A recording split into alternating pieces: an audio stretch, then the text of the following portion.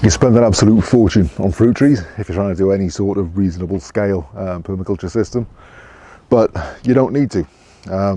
What you can do is when you eat apples, you can dry the seeds and store them. That's what these are, hundreds of seeds here. Now, conventionally, you'll be told repeatedly that you need to grow 10,000 apple trees to get one good variety. No.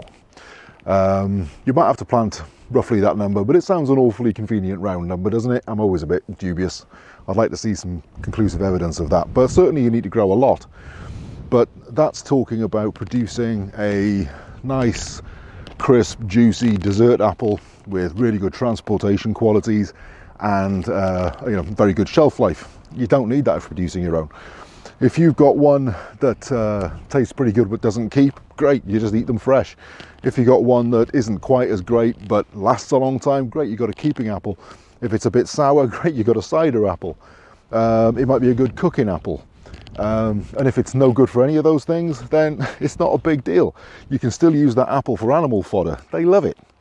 But we've grown, hang on, I'll show you. All these trees here, these are about 18 months old, all apple grown from seed from standard supermarket varieties. Now the supermarket apples are grown in pretty much in monocultures. I think they were organic apples, but still they're not grown in permaculture systems, they're not grown in polyculture. So both parent varieties will have been good yielding cultivars. So it's not like trying to select a wildling apple from like a cross with something like a crab apple, or something that you found on a hillside out in Uzbekistan, trying to find a decent edible variety. The chances of getting good edible variety from these are going to be fairly reasonable. At the back there's a couple of hazels, ignore them, but everything's short, everything. This side of this, there's a good 50 seedling apple trees. These will be potted on this winter into individual pots. They'll be given about another year or so, and then they'll be going out into the system. Even if they're not good varieties, first off, that gives us a really good source of apple wood. So if you want to do some smoking or even just for firewood, very good. There's a lot of work being done currently on producing apple wood for burning. But another thing is you can just bring it onto a tree that's a couple of meters high. By the time you work out that it's not a particularly good variety, you might have a 6-7-year-old tree. Well, you can cut that at chest height or even lower, and you can top graft to that with name cultivar scionwood. If orchardists, they're probably going to want to get some money for that scionwood because it's something they do for an income. But if you've got neighbours who've got good apple trees that do well in your particular climate, ones that do well on your street with your soil conditions, they're going to do okay. First off, it's going on to, if you plant 30-40 apple seed into the ground, and you select for the very best of those, you're going to have ones that are selected for your environment in terms of rootstock, and then on top of that you can graft ones that are good, tasty varieties that have got the qualities that you want, that you prize for whatever your context is. Context is, be it for producing cider or animal feed or just for eating apples. So you can top graft them on. You can put multiple grafts each scion for each stock if you want. So yeah, easy. Another one we're doing is hawthorn. You can see this is a particularly good yielding cultivar this year, and it's just in the hedgerow opposite the house. So we can take these by the 100, section them down, stick them in the soil. They'll overwinter, they'll stratify in the soil, and next season we'll get a load of hawthorn come up. So these are hawthorn that were put in about 18 months ago, and this season they've put up. You can see a few of them come through. There will be more than this gone in there, but if we left it long enough, next year they'd we get another batch probably come through from the same compost. And literally that's what we're planting, just hawthorn out of the cultivars that are opposite.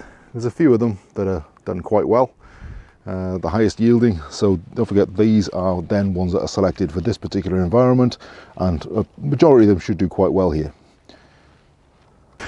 Now the native hawthorn isn't the best fruit to be eating out of hand. I've seen all sorts of recipes for making something delicious from it. I don't get on with it. It's not great. You can get all sorts of cultivars that are really tasty. Some of them, the size of a small apple, really good sized fruit. But they're not native here, so we haven't got seed for them. We might play around with them in time, but for the moment we're just going with what we've got. So you might want to plant them first off for the wildlife benefits, but also you can graft all sorts of them, including pear varieties. So so far we've got free apple, now we've got free pear effectively. So we can plant it now, and in a few years time when they're established we can top graft pear varieties onto them, and we've got a really good rootstock in the ground that's selected for the conditions here. So the right amount of, you know, the right pH, selected for the amount of moisture that we get in winter and summer, you know, ones that are resistant to the conditions on the site itself. Another one, nuts. So far we've done fruits, let's go for nuts. Chestnuts. These I picked up for £1 at the reduction counter on a very mainstream supermarket. These are Spanish ones. Last year I did it with Italian, and I also bought about 1 kilo from someone who had a tree that did particularly well in the north of England that was originally of Italian provenance. Now, I don't worry too much about local varieties. You can of course just go out into the woods and select chestnuts from trees that have done particularly well, especially if it's a good year for nuts. You know, it's a good one. You can go out, you can find the best decent sized nuts and you know, a fairly productive tree, and you know, you'll stand a good chance.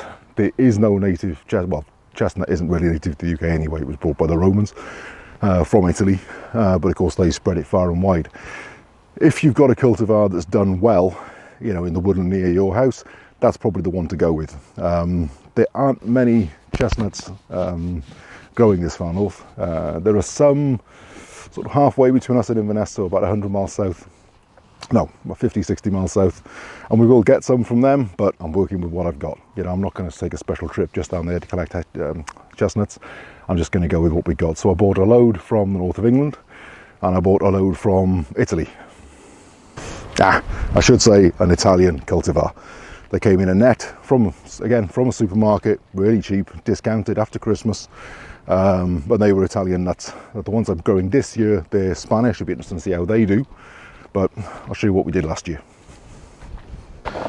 So these are the chestnut trees we grew last year. You can see there's a fair spread across the whole tub. Not many failed. I know that we put the Italian ones on one side and the UK variety on the other side, but I couldn't even tell you which way around they are. So really, yeah, they've all done quite well. They stratified last winter, they've done quite well this summer, and this winter, again, they'll all get potted on individually into pots before going out.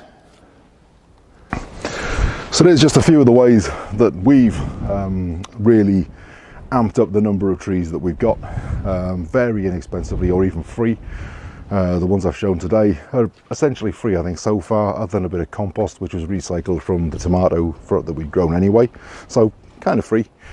The only real expense, because they're mostly recycled pots from free seed, the only real expense has been spending £1 on that bag of chestnuts. You can also do it with bags of hazels when you get them at the end of the season. We've overwintered hazelnuts stratifying in the ground, well, in pots rather, and grown them out. So yeah, you don't need to have deep pockets to build a permaculture system.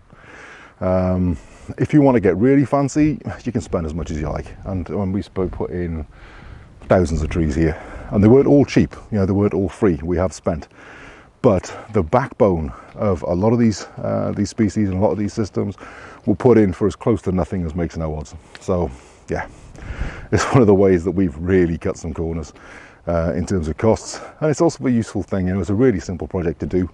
It's putting seed in the ground. You can do it with your kids, and they can actually grow trees. This is where your food comes from. Look, take a seed from an apple that they've eaten, stick that in the ground and grow a tree that then you can go and stick, I don't know, in a hedgerow, or with the landowner's permission, of course. You can stick, you know, you can find somewhere to stick a tree just about anywhere. Grow it till it's 2 foot high and you just can't justify it in your backyard anymore, and go and stick it in the woods. Yeah, it's not a problem. Yeah, and it's a good learning experience for your kids. So yeah, there's no excuses. Get planting trees. Plant loads of trees.